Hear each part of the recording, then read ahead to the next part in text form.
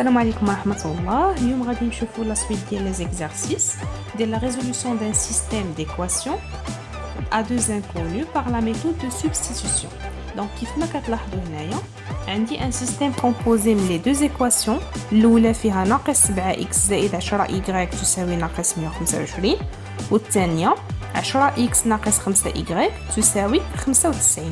اذا غادي نذكر بلا ميثود ديال لا سبستيتيوشن. شنو كتعني يا اما خصني نكتب x دلاله y ونعوضها في المعادله اللي موراها، يا اما العكس، يعني نكتب y بدلاله x وعاد نعوضها في المعادله الثانيه. في هذا المثال هذا انا اختاريت باش نكتب y en fonction de x، يعني خصني نحصل على واحد الكتابه فيها y تساوي شي حاجه زائد شي حاجه في x.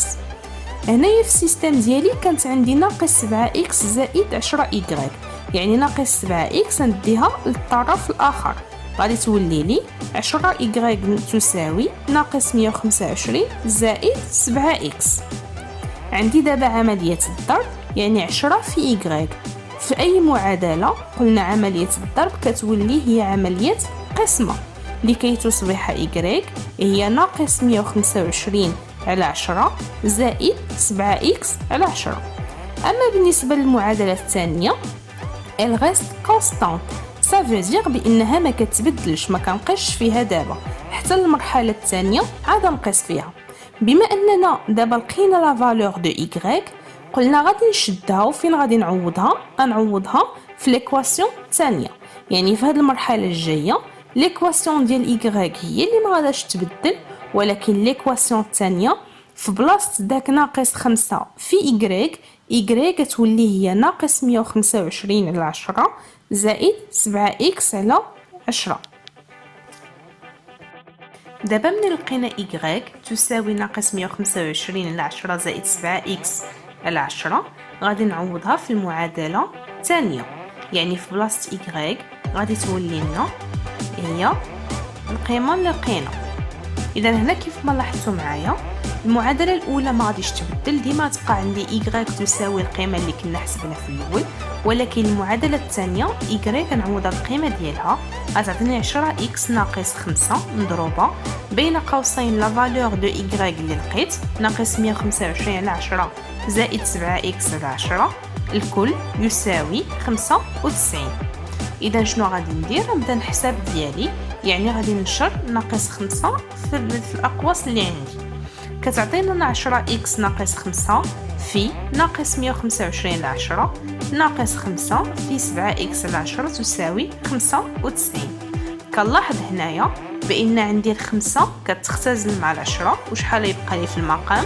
غتبقى 2، وبالتالي المعادلة الثانية تصبح على شكل 10x زائد 125 على 2 ناقص 7x على 2 تساوي 95. باش دابا يمكن لي نجمع لي زيكس في طرف، وداك 125 على 2 غادي نديها عند 95. غادي تولي لي ليكواسيون هي 2 في 10x على 2. علاش ضربت في 2؟ لحقاش عندي 7x قسمه 2، يعني المقام ديال 7x شحال هو 2، والمقام ديال 10x شحال كان عندي هو 1. خاصني ندير توحيد المقام باش نستطيع نحسب لي زيكس. تساوي 95 ناقص جبنا عندها 125 على 2.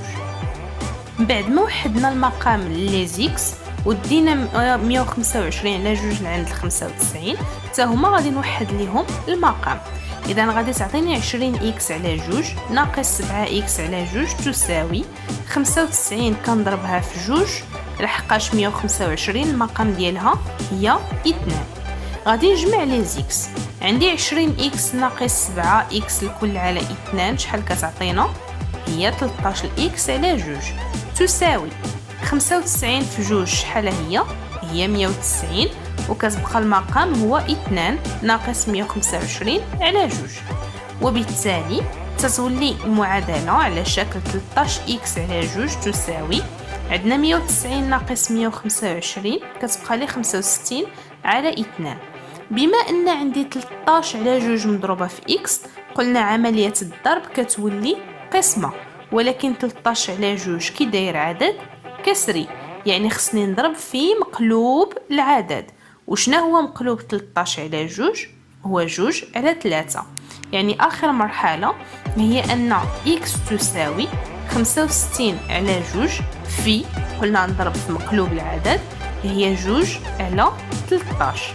هنايا كنلاحظ بأنه يمكن لي نختزل جوج و65 على 13 حتى هي كتختزل.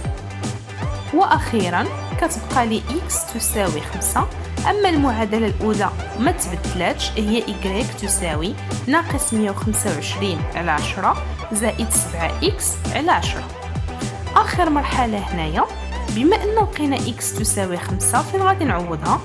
غنعوضها بطبيعة الحال في المعادلة اللي فيها y، يعني داك ناقص 125 على 10 زائد 7 في x، فعوض x شنو قلنا نعوضها بالعدد 5. إذا في آخر مرحلة عوضنا x ب5 كتعطيني y تساوي ناقص 125 على 10 زائد 7 في 5 على 10، لكي تصبح y هي ناقص 125 على 10 زائد 35 على 10. أما الإكس فكتحتفظ دائما بنفس القيمة ديالها هي 5. إذا ناقص 125 على 10 زائد 35 على 10 هي ناقص 90 على 10، وناقص 90 على 10 كنختزل ب10 كتبقى لي ناقص 9. يعني لو كوبل ديالي هو 5 ناقص 9، وكنكتب بأن لا solution du système est le couple 5 moins 9. Donc j'espère bien تكونوا فهمتوا la méthode de substitution, surtout faites l'exercice. Pour savoir si votre résultat il est juste et correct، يعني باش تعرف راسك واش صحيح والريزولتا ديالك تتاكد منه، قلنا كنشد الاكس والاي كنعوضهم في المعادله الاولى وكنعوضهم في المعادله الثانيه، وخاصهم يعطوني طرف ثاني. اذا نخليكم على فيديو suivante d'un autre exercice de la même méthode de substitution.